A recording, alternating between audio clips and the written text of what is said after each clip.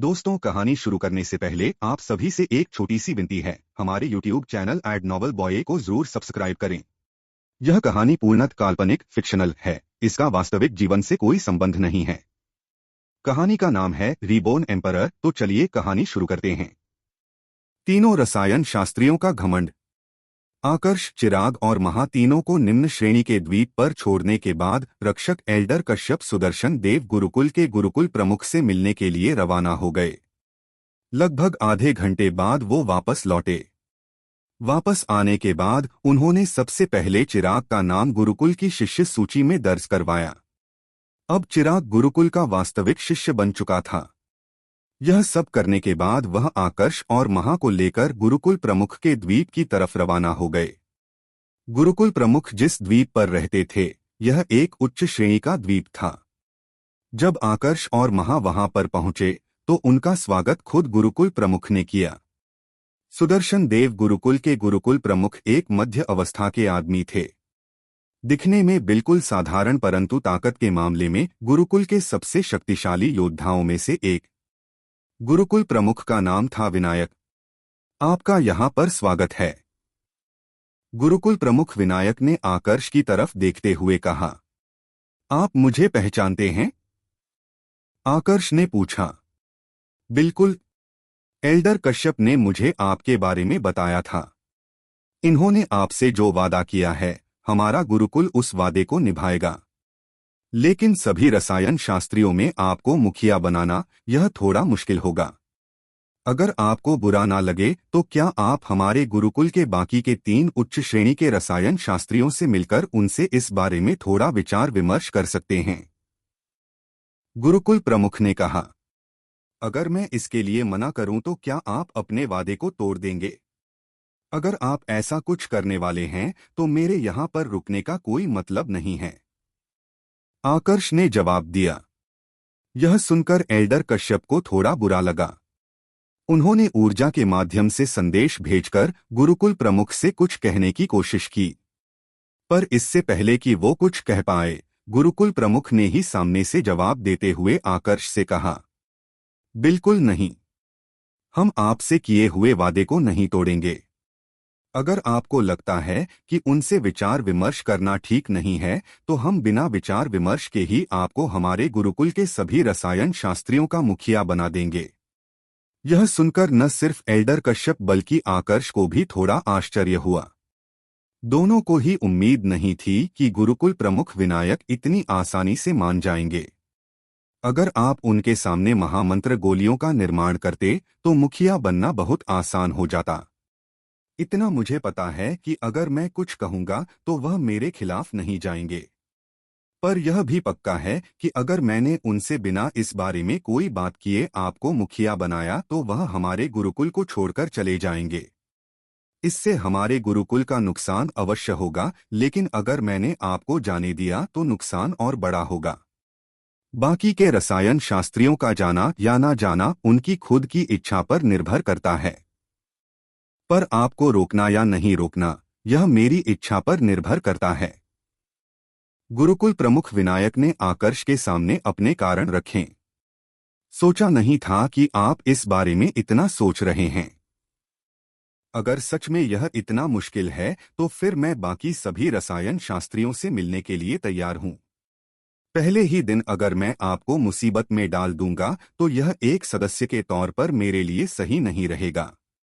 आपने मेरी मदद करके इतना कुछ किया है तो बदले में मेरा भी मदद करना बनता है।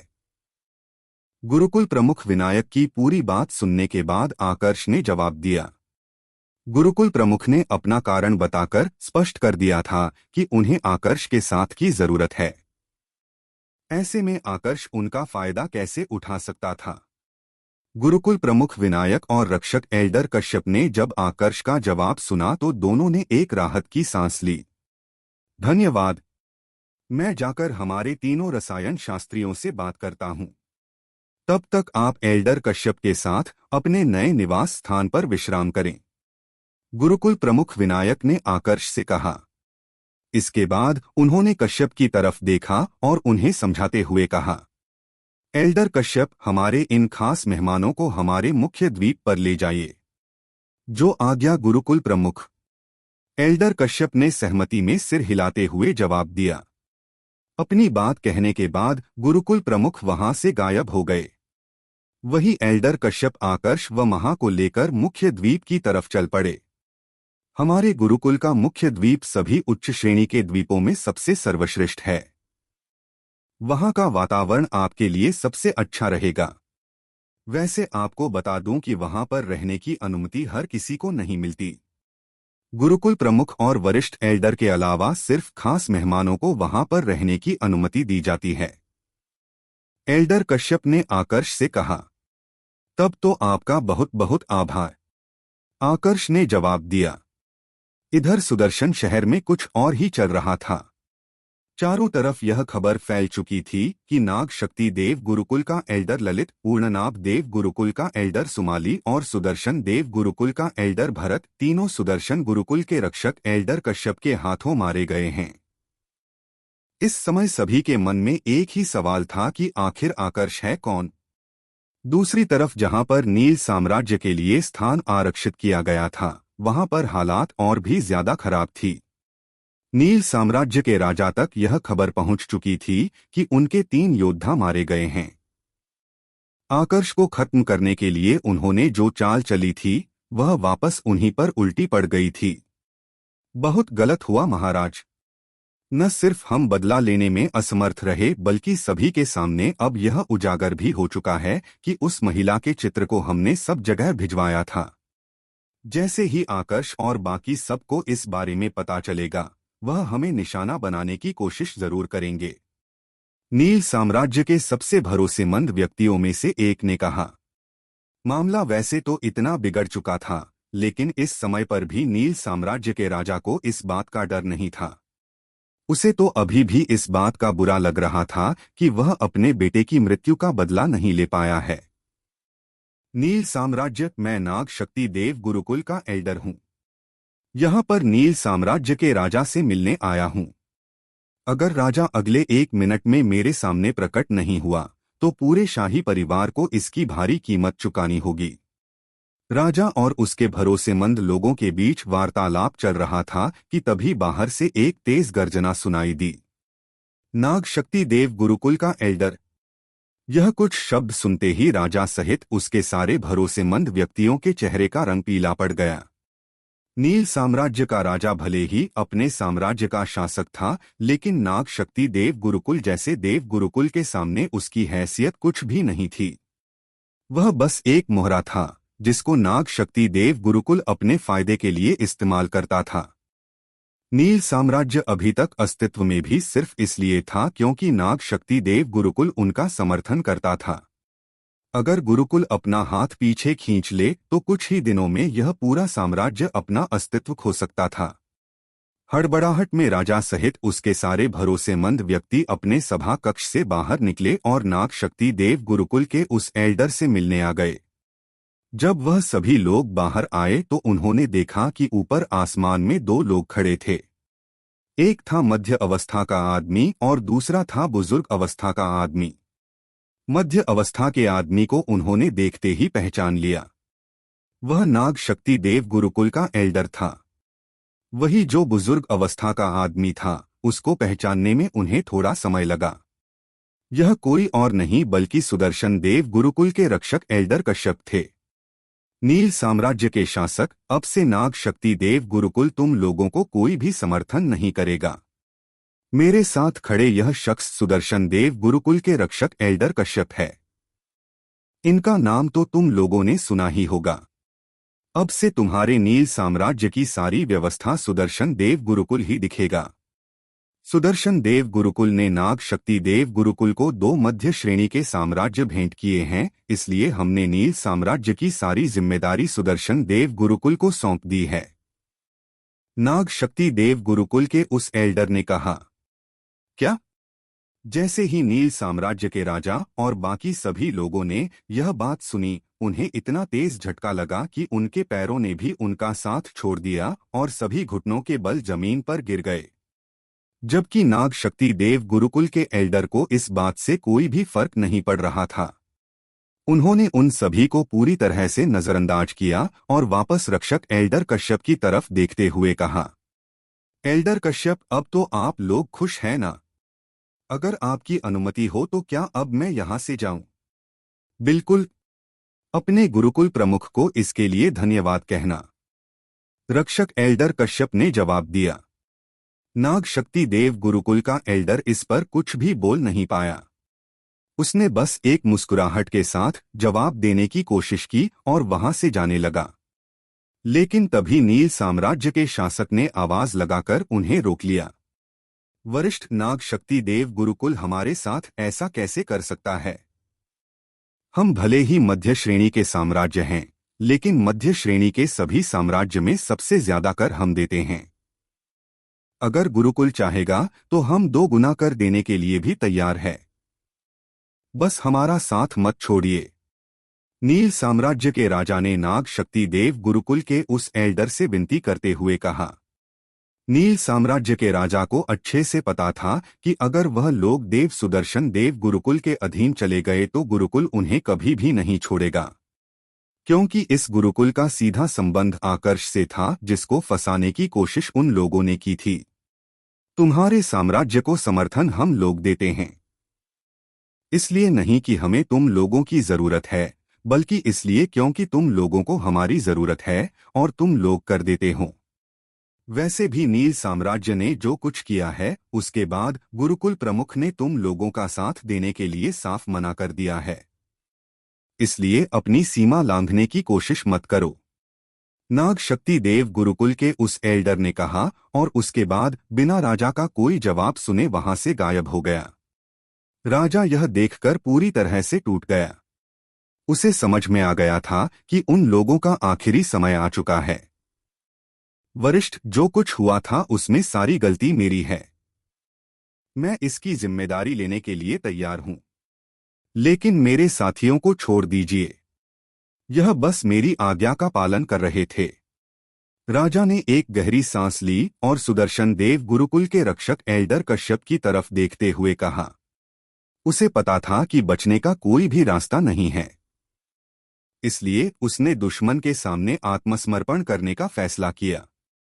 वैसे तो वह एक बुरा शासक था, उसने कई गलतियां की थी, लेकिन आखिर में उसने जिस प्रकार से अपने साथियों को बचाने की कोशिश की, उससे एल्डर कश्यप का मन बदल गया। मैं तुम्हें अपने आप को बचाने का कोई अवसर नहीं देने वाला, पर तुम्हारे साथियों को जिंदा छोड़ दूंगा। इसके लिए तुम्हें बस नवलोक साम्राज्य के राजा को यहाँ पर लेकर आना होगा और उसे अपना साम्राज्य देना होगा। एल्डर कश्यप ने एक शांत स्वर में कहा। क्या? नवलोक साम्राज्य का राजा? आपका मतलब राजा विराट? पर उसका इन सब से क्या संबंध है? नील साम्राज्य के राजा ने चौंकते हुए पूछा। जहां तक उसे पता था तो यह पूरी लड़ाई आकर्ष के कारण शुरू हुई थी, तो फिर नवलोक साम्राज्य बीच में कैसे आ गया था? यह तुम्हें जानने की जरूरत नहीं है। जितना कह रहा हूं उतना करो। एल्डर कश्यप ने अब की बार कड़क स्वर में कहा। उनकी आवाज सुनकर नील साम्राज्य का राजा डर गया। कुछ घंटों के बाद स्थिति पूरी तरह से बदल गई। राजा विराट को नील साम्राज्य के शाही महल में बुलाया गया और उनका राज्याभिषेक कर दिया गया। राजा विराट के साथ जो कुछ हो रहा था उसे देखकर वह खुद भी हैरान थे। उन्हें कुछ भी समझ में नहीं आ रहा था कि आखिर एकदम से उन्हें एक दूसरे साम्राज्य का शासक कैसे बना दिया गया था, वह भी एक मध्य श्रेणी के साम्राज्य का शासक। वरिष्ठ, चाहे पद हो या फिर ताकत, दोनों में ही मैं आपसे बहुत पीछे हूं। मैं जानता हूं कि मुझे सवाल पूछने का कोई अधिकार नहीं है, लेकिन मैं अपनी जिज्ञासा के कारण सवाल पूछने से अपने आप को रोक भी नहीं पा रहा। इसलिए कृपया करके मुझे बताइए कि मुझे एकदम से एक मध्य श्रेणी का शासक क्यों बनाया गया है? राजा विराट ने एल्डर कश्यप से सवाल किया, जो इस समय सभा कक्ष में सबसे अलग खड़े थे। अभी कोई जवाब दूंगा तो तुम्हें समझ में नहीं आएगा, पर धीरे धीरे समझ में आ जाएगा। यहां से वापस गुरुकुल लौटने के बाद मैं तुम्हारे लिए 2 महामंत्र मंडल के योद्धाओं को भेजूंगा। वह तुम्हारी मदद करेंगे ताकि कोई और तुम्हें निशाना न बना ले। अब तुम एक मध्य श्रेणी के साम्राज्य के शासक हो। मैं यह सब कुछ किसी के कहने पर कर रहा हूं, पर मैं फिर भी उम्मीद करता हूं कि तुम मुझे और उस व्यक्ति को निराश नहीं करोगे जिसने तुम पर इतना भरोसा दिखाया है। एल्डर कश्यप ने कोई स्पष्ट जवाब नहीं दिया था। उन्होंने बस पहेलियों में बातें की और उसके बाद वहां से गायब हो गए। कुछ घंटों के बाद एल्डर कश्यप वापस सुदर्शन गुरुकुल में लौट आए। गुरुकुल में आने के बाद वो सबसे पहले आकर्ष से मिलने आए और उसे बताया कि उन्होंने उसका काम कर दिया है। धन्यवाद एल्डर कश्यप, आपने मेरी बहुत मदद की। आपका बहुत बहुत आभार। आकर्ष ने आभार प्रकट करते हुए कहा। कोई बात नहीं आकर्ष भाई, अब आप हमारे गुरुकुल के एल्डर हैं तो आपके लिए मैं इतना तो कर ही सकता हूँ। एल्डर कश्यप ने एक मुस्कुराहट के साथ जवाब दिया। वैसे इससे याद आया, आपने अभी कहा कि आपने नाग शक्ति देव गुरुकुल के एल्डर के साथ मिलकर नील साम्राज्य के शासक को उसके पद से हटा दिया और वह स्थान राजा विराट को दे दिया है। लेकिन यहाँ पर एक बात मुझे अभी भी समझ में नहीं आ रही है कि नाग शक्ति देव गुरुकुल ने आपकी बात मान कैसे ली। आपने तो उनके एक एल्डर को खत्म किया था, क्या उन्होंने इस बात पर गुस्सा नहीं किया? आकर्ष ने एल्डर कश्यप से पूछा। असल में नाग शक्ति देव गुरुकुल शुरुआत में गुस्सा हुआ था, लेकिन जब हमने उन्हें बताया कि आप अब हमारे गुरुकुल के एक एल्डर बन चुके हैं तो उन्होंने इस पूरे मामले को नजरअंदाज कर दिया। उनकी तरफ से ऐसी प्रतिक्रिया का मिलना स्वाभाविक था। ऊपर से हमने उन्हें 2 मध्य श्रेणी के साम्राज्य भी दे दिए। इन सब के कारण पहले वाला मामला पूरी तरह से खत्म हो गया। एल्डर कश्यप ने जवाब दिया। तो मतलब मैं आपके गुरुकुल का हिस्सा हूं, इस वजह से नाग शक्ति देव गुरुकुल ने इस पूरे मामले को नजरअंदाज किया? आकर्ष ने पूछा। आप ऐसा समझ सकते हैं। आखिरकार एक रसायन शास्त्री के रूप में आपकी क्षमता पर सवाल उठाना कौन चाहेगा? एल्डर कश्यप ने कहा। रसायन शास्त्री के रूप में मुझे आपके गुरुकुल के बाकी के 3 रसायन शास्त्रियों से भी मिलना था। उसका क्या हुआ? आकर्ष ने पूछा। इसमें थोड़ा समय लगेगा। दरअसल 2 रसायन शास्त्री तो आपसे मिलने के लिए तैयार है, लेकिन तीसरे अभी अपने एक शोध में व्यस्त है। उन्हें लगभग 10 दिन लग जाएंगे। उसके बाद तीनों आपसे एक साथ ही मिलेंगे। एल्डर कश्यप ने जवाब दिया। 10 दिन का समय ज्यादा लंबा नहीं था। गुरुकुल में यह समय कब गुजरा पता ही नहीं चला। आखिरकार वह दिन आ गया जब आकर्ष तीनों रसायन शास्त्रियों से मिलने वाला था। सुबह होते ही आकर्ष सबसे पहले गुरुकुल प्रमुख विनायक से मिलने उनके निवास स्थान पर गया।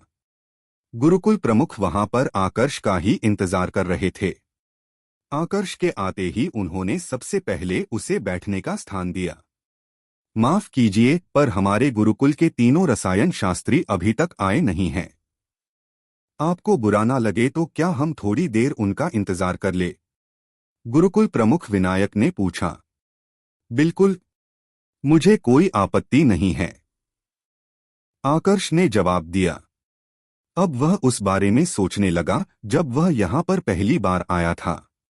वैसे तो उसकी योजना थी महामुकाबले में भाग लेकर उस क्षेत्र में प्रवेश करके पहला स्थान हासिल करना, लेकिन यहाँ पर आने के बाद उसकी योजना थोड़ी बदल गई थी।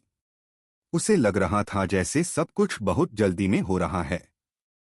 जितना उसने सोचा था सब कुछ उससे कहीं ज्यादा आसान हो गया था।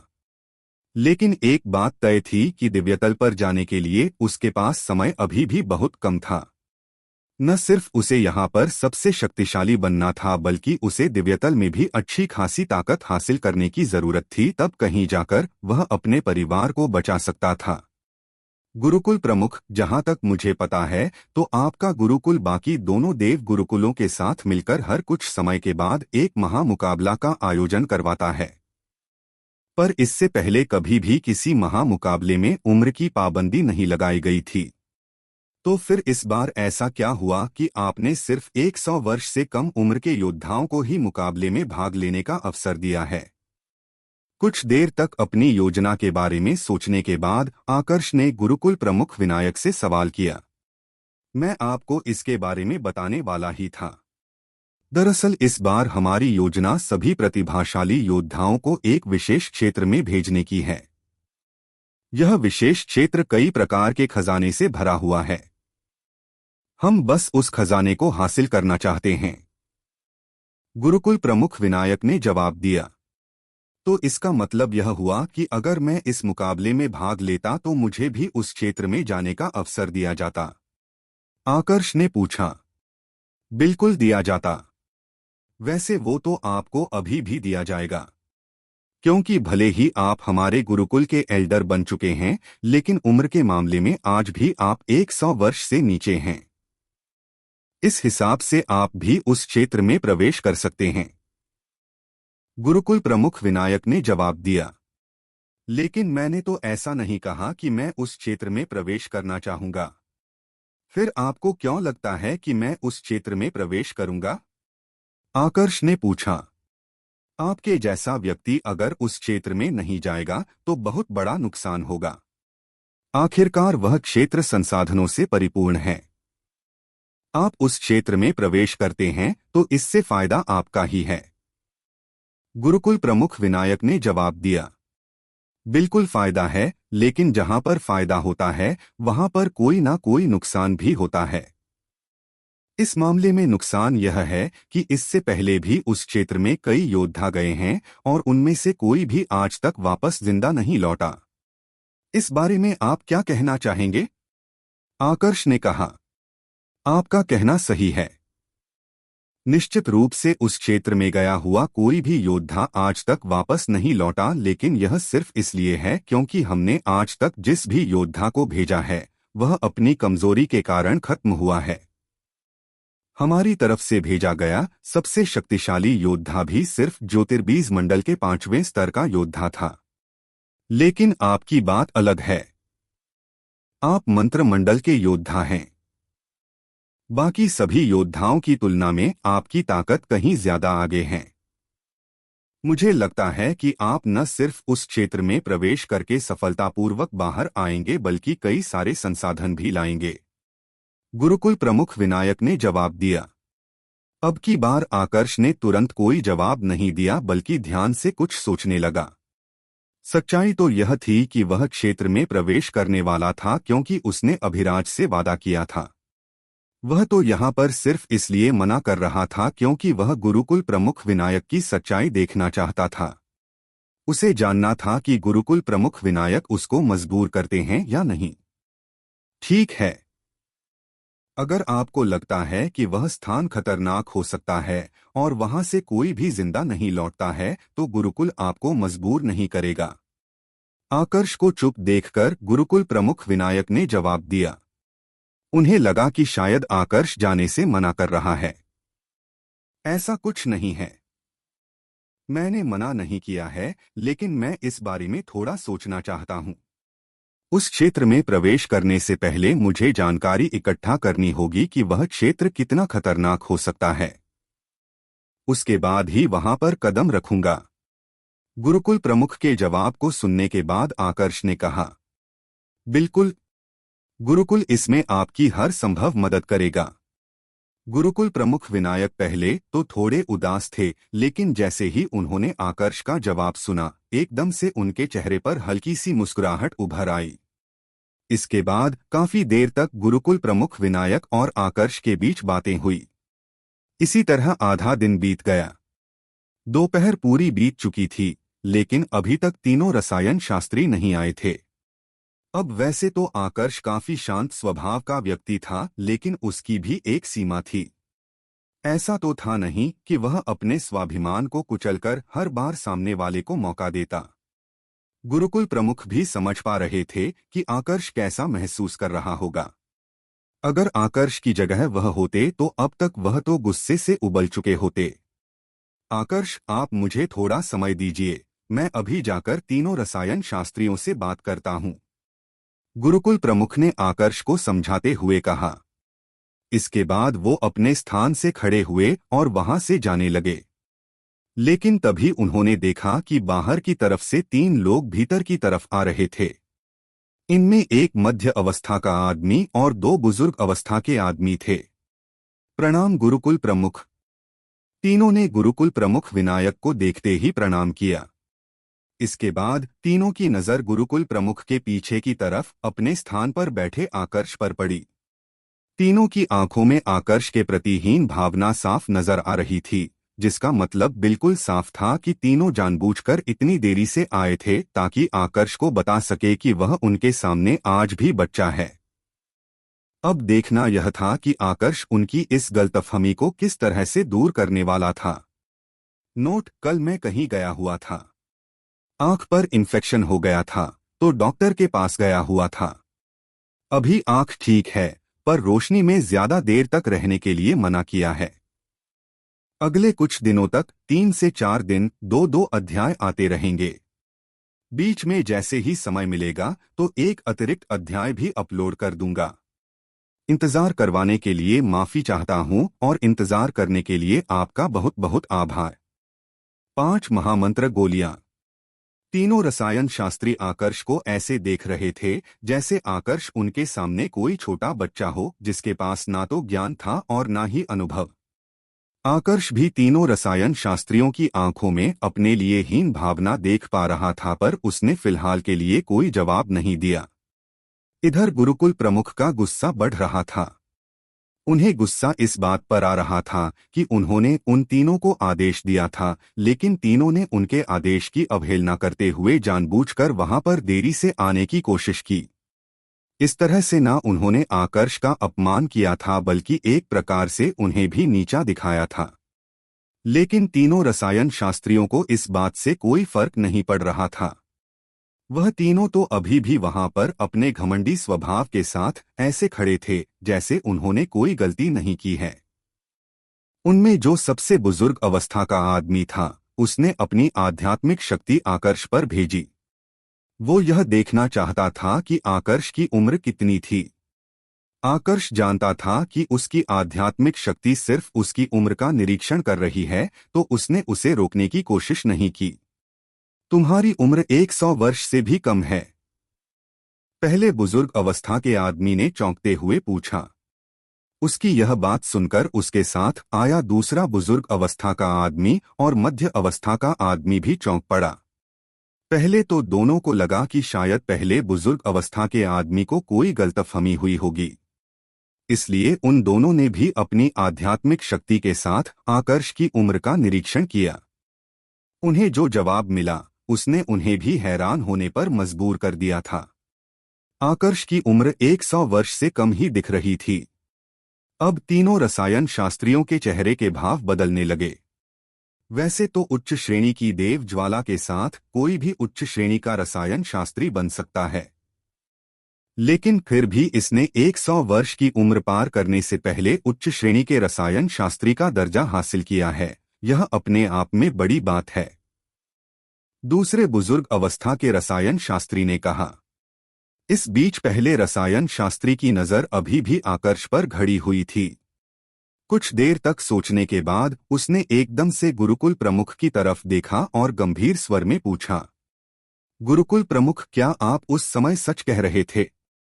क्या सच में यह रसायन शास्त्री जिसकी उम्र 100 वर्ष से कम है, यह महामंत्र गोलियों का निर्माण कर सकता है? बुजुर्ग अवस्था के उस रसायन शास्त्री की नजर उलझन से भरी हुई थी। उच्च श्रेणी की गोलियों में महामंत्र गोलियां सबसे सर्वश्रेष्ठ तो नहीं थी, लेकिन फिर भी इनका निर्माण करना बहुत ज्यादा मुश्किल होता था। सबसे पहले तो इनका निर्माण करने के लिए जो सामग्री चाहिए होती थी वह बहुत महंगी होती थी और आसानी से मिलती नहीं थी। ऊपर से सामग्री की एक पूरे समूह के साथ जब गोलियों का निर्माण किया जाता था तो बहुत कम संभावना होती थी कि सफलतापूर्वक महामंत्र गोली बने। यही कारण था कि जब तक कोई रसायन शास्त्री पूरी तरह से सुनिश्चित न हो कि वह बिना असफल हुए एक भी महामंत्र गोली का निर्माण कर सकता है, तब तक वो जल्दबाजी में कभी भी महामंत्र गोलियों का निर्माण करने की कोशिश नहीं करता था। हाँ बिल्कुल, गुरुकुल प्रमुख विनायक ने जवाब देते हुए कहा। वैसे तो उन्होंने आज तक आकर्ष को महामंत्र गोलियों का निर्माण करते नहीं देखा था, लेकिन उन्हें एल्डर कश्यप पर विश्वास था। एल्डर कश्यप ने उनसे कहा था कि आकर्ष उन गोलियों का निर्माण कर सकता है। इस कारण गुरुकुल प्रमुख विनायक भी जोखिम उठाकर आकर्ष पर विश्वास कर रहे थे। इधर बुजुर्ग अवस्था के आदमी को गुरुकुल प्रमुख का जवाब सुनकर और भी ज्यादा आश्चर्य हुआ, क्योंकि महामंत्र गोलियों का निर्माण करना कोई आसान प्रक्रिया नहीं थी। मेरा नाम लक्ष्मण है। मैंने सुना है कि आप महामंत्र गोलियों का निर्माण कर सकते हैं। अगर आप मेरे सामने गोलियों का निर्माण करके यह सिद्ध कर सकते हैं तो मैं स्वीकार कर लूंगा कि आप मुझसे बेहतर है और आपके मुखिया होने पर मुझे कोई भी आपत्ति नहीं होगी, पहले बुजुर्ग अवस्था के आदमी ने कहा। उसकी बात सुनकर आकर्ष ने कोई विशेष प्रतिक्रिया नहीं दी। वह बिल्कुल आराम से अपनी जगह पर बैठा रहा।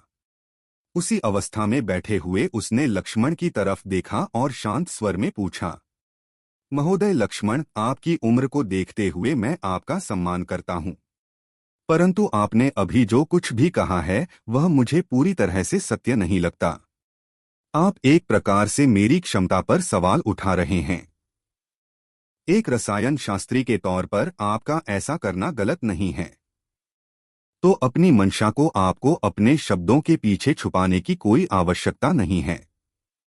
मैं आपकी बात मानकर गोलियों का निर्माण तो कर लूंगा, लेकिन पहले मुझे यह जानना है कि क्या अभी आपने जो कुछ भी कहा था वह अपनी तरफ से कहा था या आपके साथ आए बाकी दोनों व्यक्ति भी इस बात से पूरी तरह सहमत है। गुरुकुल प्रमुख विनायक ने उसे बता दिया था कि तीनों रसायन शास्त्रियों का नाम क्या है। पहले का नाम लक्ष्मण था, दूसरे का नाम गोपाल था और तीसरे का नाम था महेंद्र। इनमें लक्ष्मण पहला बुजुर्ग अवस्था का आदमी था, गोपाल दूसरा बुजुर्ग अवस्था का आदमी था और महेंद्र था मध्य अवस्था का आदमी। आकर्ष, भाई लक्ष्मण ने जो कहा है मैं उनकी बात से सहमत हूँ। गोपाल ने तुरंत लक्ष्मण की बात से सहमति जताते हुए कहा, मैं भी इन दोनों की बात से सहमत हूँ। महेंद्र ने भी दोनों की बात से सहमति जताते हुए कहा, फिर ठीक है। आप तीनों सहमत है तो आपका समय बर्बाद ना करते हुए मैं आपके सामने ही महामंत्र गोलियों का निर्माण करूंगा। आकर्ष ने जवाब दिया और उसी क्षण अपनी जादुई अंगूठी में से अपनी ज्वाला हांडी निकालकर प्रक्रिया शुरू कर दी। आकर्ष को ऐसा करते देख पास में खड़े गुरुकुल प्रमुख विनायक की आंखें उत्साह से चमकने लगी। उसी क्षण उन्होंने भी अपनी शक्तियों का इस्तेमाल करते हुए आकर्ष के चारों तरफ एक ऐसे घेरे का निर्माण कर लिया जिसमें बाहर की आवाज नहीं जा सकती थी। ऐसा उन्होंने इसलिए किया था ताकि बाहर की आवाज से आकर्ष का ध्यान भंग ना हो। पर गोपाल, लक्ष्मण और महेंद्र ने जब यह दृश्य देखा तो तीनों चौंक पड़े। उन्होंने स्वीकृति सिर्फ इसलिए दी थी क्योंकि उन्हें लगा था कि आकर्ष कभी भी इसके लिए तैयार नहीं होगा। उन्हें क्या पता था कि आकर्ष न सिर्फ इसके लिए तैयार हो जाएगा बल्कि उनके सामने ही गोलियों का निर्माण करना शुरू कर देगा। यह ठीक तो है ना? मुझे तो लगा था कि यह मना करेगा, लक्ष्मण ने कहा। लगा तो मुझे भी कुछ ऐसा ही था, पर यह तो कुछ ज्यादा ही जल्दी में है। क्या लगता है यह सच में महामंत्र गोलियों का निर्माण कर पाएगा? गोपाल ने पूछा। मुझे तो नहीं लगता। आखिरकार महामंत्र गोलियों का निर्माण करना कोई आसान काम नहीं है। एक बार के लिए मान लें कि यह एक प्रतिभाशाली व्यक्ति है तो भी 100 वर्ष से कम उम्र में एक उच्च श्रेणी की ज्वाला को हासिल करना आसान काम नहीं है। इसके मामले में मान सकते हैं कि हो सकता है इसकी किस्मत अच्छी रही होगी और इसे इस प्रकार की ज्वाला हासिल हो गई होगी। तो भी सीखना एक अलग विषय है और उससे भी ज्यादा मुश्किल है अनुभव प्राप्त करना। इसकी उम्र को देखते हुए इसकी भी संभावना है कि यह गोली की निर्माण विधि सीख ले, लेकिन गोली का निर्माण करना बिना अनुभव के संभव नहीं है। और अनुभव कोई ऐसी चीज नहीं है जो आसानी से प्राप्त हो जाती है। इसके लिए अभ्यास लगता है, सालों का अभ्यास। महेंद्र ने असहमति जताते हुए कहा। खैर, भले ही तीनों के मत अलग अलग थे, लेकिन इतनी जल्दी उनके लिए भी परिणाम तक पहुंचना संभव नहीं था। इसलिए वो वहीं पर खड़े होकर ध्यान से आकर्ष की निर्माण विधि की पूरी प्रक्रिया देखने लगे। लगभग आधा घंटा हुआ होगा कि तीनों रसायन शास्त्रियों के चेहरे के रंग बदलने लगे। कारण यह था कि जिस ज्वाला हांडी का आकर्ष इस्तेमाल कर रहा था उसको उसने न सिर्फ व्यवस्थित कर दिया था बल्कि उसको सफलतापूर्वक सही तापमान तक गर्म भी कर दिया था। ऊपर से इस पूरी प्रक्रिया के दौरान वह लोग यह भी महसूस कर पा रहे थे कि उनकी खुद की जो देव ज्वाला थी वह आकर्ष की देव ज्वाला से डर रही थी। तीनों रसायन शास्त्री उलझन में थे। उनकी समझ से बाहर था कि आखिर हो क्या रहा है। इसकी देव ज्वाला कुछ अलग है। अपनी देव ज्वाला में मैंने आज तक ऐसा विचलन महसूस नहीं किया। ऐसा लग रहा है जैसे मेरी देव ज्वाला इसकी देव ज्वाला से डर रही है। लक्ष्मण ने आश्चर्य से भरे स्वर में कहा, मेरे साथ भी ऐसा ही हो रहा है। मेरी देव ज्वाला भी अजीब सा बर्ताव कर रही है, जैसे उसे किसी से डर लग रहा हो। गोपाल ने कहा, अजीब सा बर्ताव तो मेरी देव ज्वाला भी कर रही है, पर मैं इससे ज्यादा इस बात के बारे में जानने के लिए इच्छुक हूं इसने इतनी जल्दी ज्वाला हांडी को व्यवस्थित करके इसको सही तापमान तक गर्म कैसे कर दिया है। हम तीनों में सबसे जल्दी ज्वाला हांडी को व्यवस्थित करके सही तापमान तक सिर्फ मैं गर्म कर सकता हूं, लेकिन मुझे भी इस पूरी प्रक्रिया के दौरान 8 से 9 घंटे का समय लगता है। फिर इसने इस पूरी प्रक्रिया को सिर्फ आधे घंटे में कैसे पूरा कर दिया? महेंद्र ने भी आश्चर्य से भरे स्वर में सवाल किया। वैसे तो इस समय गुरुकुल प्रमुख उन तीनों की बात सुन पा रहे थे, लेकिन उन्होंने उनके बीच बोलने की कोशिश नहीं की। उनके लिए रसायन शास्त्र इतना बड़ा विषय था कि उन्होंने कभी उसे विस्तार से जानने की कोशिश ही नहीं की थी। उन्हें सिर्फ इतना पता था कि एक रसायन शास्त्री के लिए गोलियों का निर्माण करने की जो बड़ी प्रक्रिया थी उसको कुल 9 चरणों में बांटा गया था। यह एक दिव्य अनुष्ठान होता था जिसका हर एक चरण अपने आप में एक मुश्किल परीक्षा थी। पहला चरण था ज्वाला हांडी को स्थापित करना और व्यवस्थित करना। इसमें कोई भी रसायन शास्त्री यह देखने की कोशिश करता था कि वह हवा की दिशा में रहेगा या विपरीत दिशा में। हवा ज्वाला के ताप को प्रभावित करती थी और इसका प्रभाव सीधा गोलियों के तापमान पर पड़ सकता था, जिसके बाद गोलियां खराब हो सकती थी। इसलिए निर्माण प्रक्रिया से पहले ही इस बात का फैसला कर लिया जाता था कि रसायन शास्त्री किस दिशा में खड़ा रहेगा और ज्वाला हांडी किस दिशा में रहेगी। इसके बाद दूसरा चरण शुरू होता था जिसमें ज्वाला हांडी को ताप दिया जाता था। प्रत्येक औषधीय गोली को एक अलग ताप की आवश्यकता पड़ती थी। हल्का सा परिवर्तन ज्वाला हांडी को इतना गर्म कर सकता था कि औषधियां के भीतर प्रवेश करते ही औषधीय जल सकती थी। इसके बाद आता था तीसरा चरण जिसमें औषधीय सामग्री को शुद्ध किया जाता था। यह प्रक्रिया भी अपने आप में विशेष होती थी क्योंकि कई औषधीय सामग्रियों में कुछ ऐसे पदार्थ भी होते थे जिनकी उस गोली को बनाने में आवश्यकता नहीं पड़ती थी। ऐसे पदार्थों को अलग करना जरूरी होता था ताकि गोली की प्रकृति पर इसका असर न पड़े। इसके बाद आता था चौथा चरण जिसमें ज्वाला हांडी के भीतर बारी बारी से औषधीय सामग्रियों को अर्पित किया जाता था। इसमें क्रम से काम करना पड़ता था क्योंकि एक पल की भी हड़बड़ी ऊर्जा के संतुलन को बिगाड़ सकती थी। इसके बाद शुरू होता था पांचवा चरण। जब सारी सामग्री एक दूसरे के साथ मिल जाती थी तब एक बार फिर अशुद्धियों को अलग किया जाता था। सारी सामग्रियों के आपस में मिलने के बाद कुछ नए पदार्थ अस्तित्व में आ जाते थे तो उन्हें भी अलग करना पड़ता था। यह वाला चरण बहुत महत्वपूर्ण होता था क्योंकि इसमें समझ और अनुभव दोनों की आवश्यकता पड़ती थी। जिस रसायन शास्त्री को पता हो कि एक साथ मिलने के बाद पदार्थ क्या रचना करेंगे, सिर्फ वही इस प्रक्रिया को पूरा करके आगे बढ़ता था, वरना एक सामान्य प्रक्रिया की गलती भी दवा को जहर बना सकती थी। इसके बाद आता था छठा चरण जिसमें सारे औषधीय पदार्थों को गलाया जाता था। जब यह मिश्रण तैयार होता था तो इसकी मूल शक्ति जागृत होती थी और यहीं से औषधि का वास्तविक स्वरूप जन्म लेता था। फिर आता था सातवां चरण। यहाँ पर फिर से एक अच्छे रसायन शास्त्री की समझ और अनुभव काम आता था। जब सारे पदार्थ मिल जाते थे, उनका घोल तैयार हो जाता था, उसके बाद ध्यान से देखकर यह निर्धारित करना पड़ता था कि उस घोल को और कितने देर तक गर्म किया जा सकता है। अगर अत्यधिक गर्म कर दिया गया तो हो सकता था कोई एक पदार्थ नष्ट हो जाए।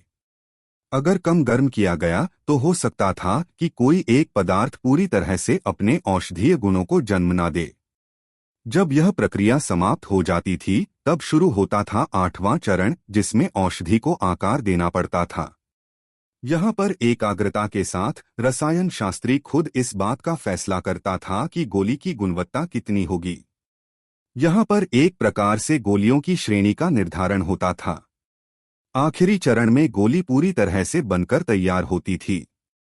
यह वाला चरण सबसे धीमा होता था, क्योंकि यहाँ पर यह देखना पड़ता था कि गोली को ज्वाला हांडी से बाहर कब निकाला जाएगा। इन सभी 9 चरणों में ज्वाला हांडी को गर्म करना, औषधीय सामग्रियों को साफ करना, औषधियों को गलाना, फिर घोल को निर्धारित ताप तक गर्म करना और सबसे आखिर में गोली का रूप देना, यह प्रक्रिया के ऐसे चरण थे जो एक सामान्य गोली को दिव्य औषधि में बदलते थे। प्रत्येक चरण गोली के निर्माण में एक महत्वपूर्ण भूमिका निभाता था। इनमें कुछ चरण तो कुछ मिनट के थे तो कुछ चरण में घंटे लग जाते थे। इन 9 चरणों में से 4 चरण तो आकर्ष ने 2 घंटे में ही समाप्त कर दिए। यह शुरुआती चरण थे। अब यहाँ से शुरू होने वाली थी एक गोली के निर्माण की असली प्रक्रिया। यहाँ से एक रसायन शास्त्री की असली क्षमता और योग्यता का पता चलता था। इसलिए तीनों रसायन शास्त्री बड़े ही ध्यान से आकर्ष की निर्माण प्रक्रिया को देखने लगे। शुरुआत 5वें चरण से हुई। सारी जड़ी बूटियों के आपस में मिलने के बाद आकर्ष ने फिर से उनकी शुद्ध प्रक्रिया शुरू की। जिस हिसाब से वह ज्वाला का इस्तेमाल कर रहा था, उसे देखकर तीनों रसायन शास्त्रियों को लग रहा था कि आकर्ष गोली को जला देगा। इसलिए वह अपनी आध्यात्मिक शक्ति का इस्तेमाल करके ज्वाला हांडी के भीतर देखने की कोशिश करने लगे। लेकिन यहाँ उन्हें एक तेज झटका लगा। उन्होंने पाया कि वह ज्वाला हांडी के भीतर देख नहीं पा रहे हैं। देव ज्वाला इतनी ज्यादा शक्तिशाली थी कि वह उनकी आध्यात्मिक शक्ति को ज्वाला हांडी के बाहर ही रोक दे रही थी। क्या हो रहा है? मैं ज्वाला हांडी के भीतर देख क्यों नहीं पा रहा? लक्ष्मण ने उलझन भरे स्वर में कहा। तुम भीतर देख नहीं पा रहे? अजीब है, मैं भी नहीं देख पा रहा। गोपाल ने लक्ष्मण की बात का समर्थन करते हुए कहा।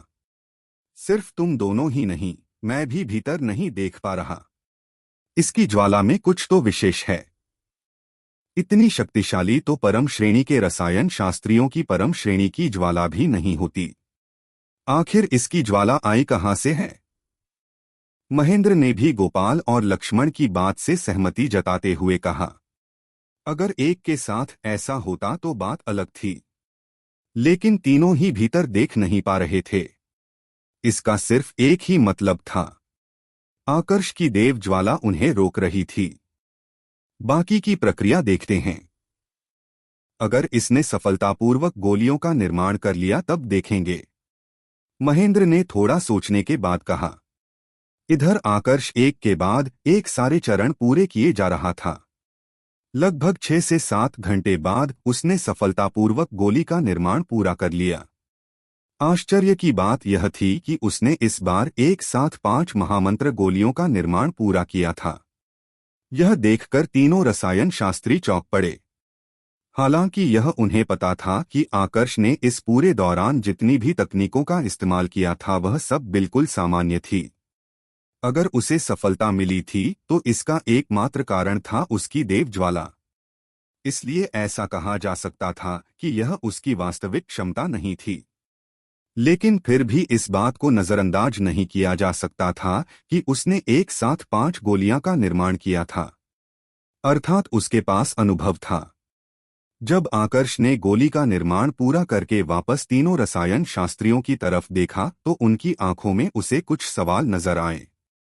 कमाल कर दिया आपने आकर्ष, सफलतापूर्वक 5 गोलियां का निर्माण करना, वह भी महामंत्र गोलियों का, आसान नहीं है।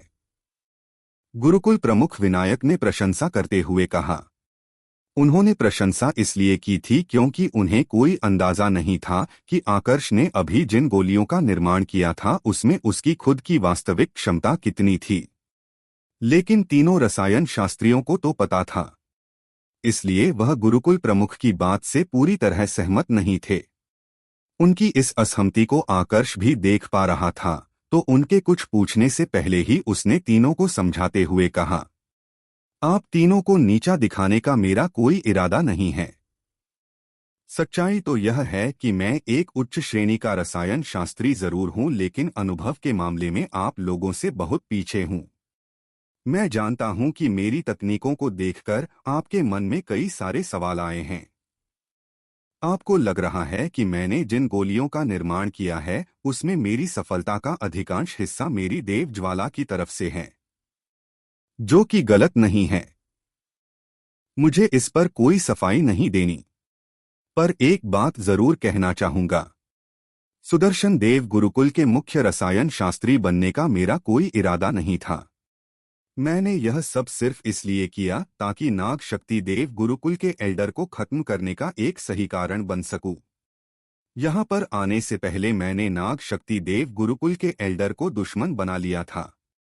बाद में एल्डर कश्यप ने मेरे कहने पर नाग शक्ति देव गुरुकुल के उस एल्डर को खत्म किया, इस डर से कि कहीं नाग शक्ति देव गुरुकुल पूरे सुदर्शन गुरुकुल के खिलाफ ना चला जाए। एल्डर कश्यप ने सभी के सामने यह कहा कि मैं सुदर्शन देव गुरुकुल का मुख्य रसायन शास्त्री बन चुका हूं।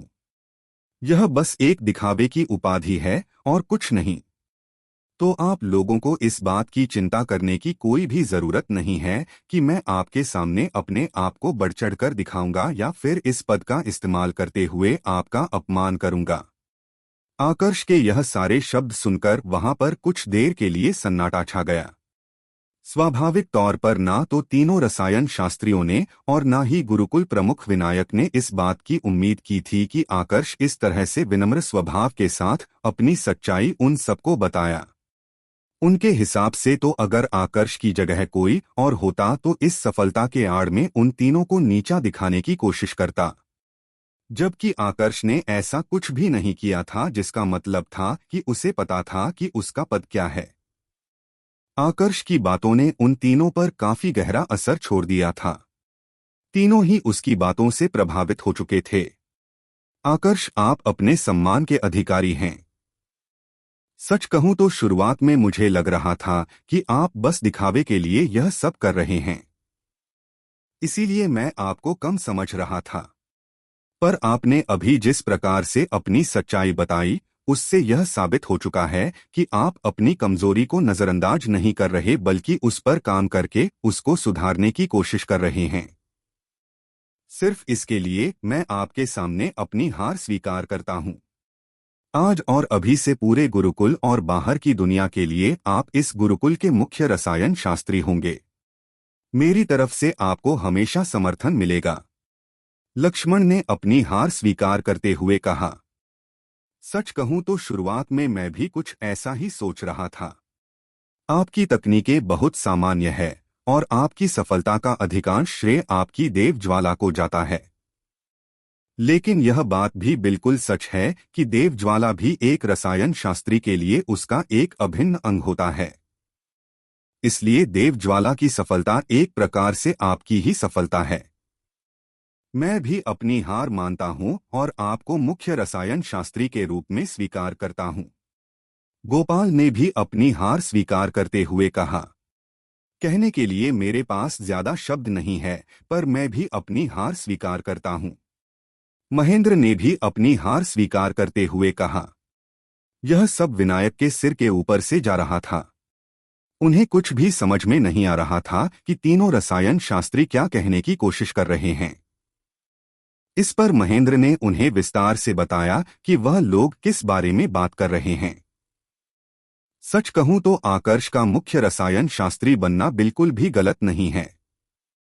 हम लोग उच्च श्रेणी के रसायन शास्त्री जरूर बने हैं, लेकिन यहां तक पहुंचने में हम में से प्रत्येक को कम से कम 10,000 वर्षों का समय लगा है। वहीं अगर हम आकर्ष की बात करें तो इन्हें इस स्थान पर पहुंचने में 100 वर्ष का समय भी नहीं लगा। इनकी उम्र भी 100 वर्ष से कम है। इस आधार पर देखा जाए तो क्षमता, योग्यता और प्रतिभा तीनों ही क्षेत्र में यह हमसे बहुत आगे हैं। हाँ, अभी इनकी तकनीकें बिल्कुल सामान्य है, लेकिन मुझे विश्वास है कि कुछ ही वर्षों में यह इन पर भी काम करके इसको सुधार लेंगे। इतना एक मुख्य रसायन शास्त्री बनने के लिए पर्याप्त है। महेंद्र ने गुरुकुल प्रमुख, अपने साथी गोपाल व लक्ष्मण तथा आकर्ष सभी को संबोधित करते हुए कहा।